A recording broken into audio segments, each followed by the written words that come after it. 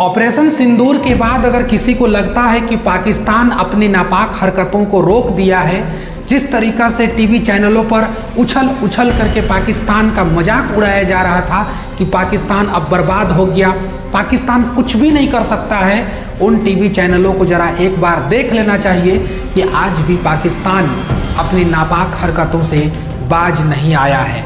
जब इंडिया के तरफ से, जब भारतीय सेना की तरफ से ऑपरेशन सिंदूर किया गया, उसके बाद ये लग रहा था सभी लोगों को कि पाकिस्तान दर दर की ठोकर खाते फिरेगा। दुनिया को लगता था कि पाकिस्तान इस ऑपरेशन सिंदूर के बाद भारत से पनाह मांगेगा, भारत के आगे हाथ फैला करके गिड़गिड़ाएगा और अपनी गलती का माफ़ी मांगेगा, लेकिन ऐसा नहीं हो सका। पाकिस्तान अपनी नापाक हरकतों को दोहराने में एक दिन का भी समय नहीं लिया। जिस तरीक़ा से पहलगाम में हमला हुआ था, उसके बाद पूरा देश में रोष था, विरोध था, सबके मन में, पूरा 140 करोड़ हिंदुस्तानियों के मन में गुस्सा था, आक्रोश था। लेकिन आज जब ऑपरेशन सिंदूर भारतीय सेना की ओर से किया गया, उसके बाद पाकिस्तान ने अपनी नापाक हरकतों से क्या वो चुप बैठा? इसका जवाब है नहीं। एलओसी से सटे इलाकों पर पाकिस्तान लगातार बमबारी करता रहा। पाकिस्तान लगातार उन मासूमों पर, उन बेगुनाहों पर गोली बरसाता रहा। पाकिस्तान लगातार सोए हुए लोगों के ऊपर एक से एक तरीका से हमला करता चला गया। खबर निकल के आ रही है कि 15 लोग लगभग उनका मौत हो चुका है। और जिस तरीका से पाकिस्तान ने अपनी नापाक हरकतों की वजह से पूंछ पर हमला किया, और उस पूंछ पर जब हमला किया तो किसी को नहीं देखा। वहाँ पर सिख लोगों ने कितनी जानें गंवाई। वहाँ पर गुरुद्वारा पर हमला ताबड़तोड़ किया गया। अमनजीत जो घर में अपना सो रहे थे, उनको भी अचानक आकर के जब बम गिरती है, जब उनका मौत होती है, तो वहाँ पर मातम पसर जाता है।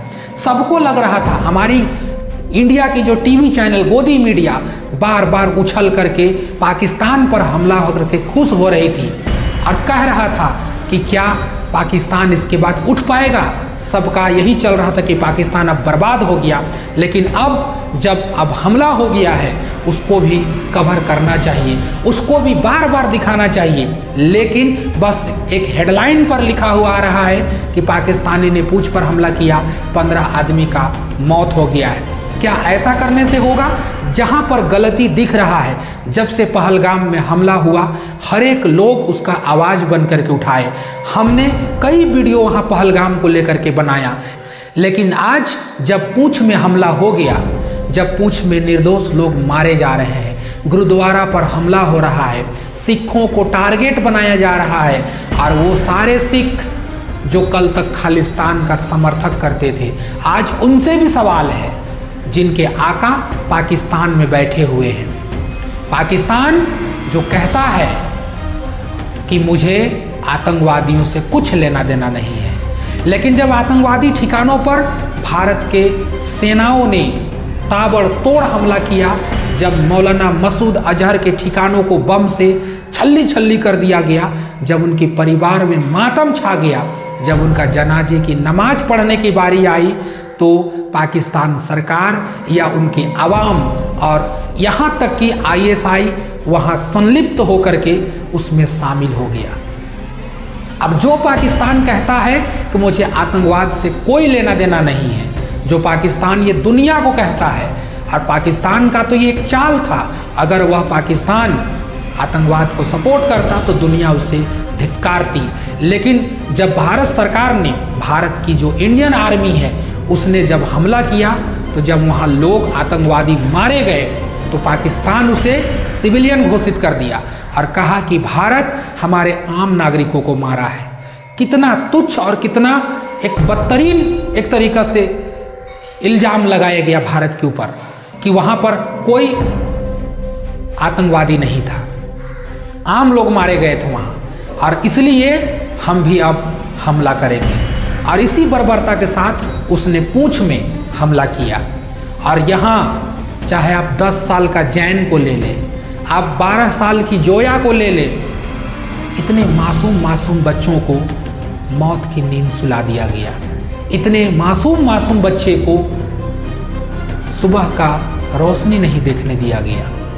पाकिस्तान की इस नापाक हरकतों ने एक बार फिर से भारत सरकार को और भारतीय सेनाओं को उठने के लिए एक मौका दिया है।